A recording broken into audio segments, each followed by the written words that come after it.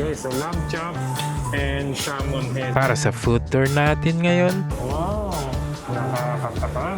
bibisitahin natin ang Cornish Buffet, isang eleganteng restaurant sa loob ng Diamond Hotel, Manila. Daming clams.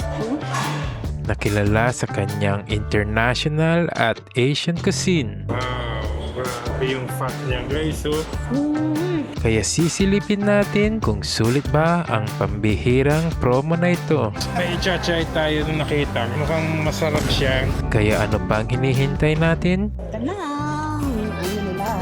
Baked mussel. Tara na, let's enjoy good food, Parang nadudurog na sa kalambutan guys. good vibes, and great moments together. Ayan guys, so hinelp tayo ni Chef. Ano pong pangalan mo? Only here on Bango. Ayan. Remenyang Food Tour.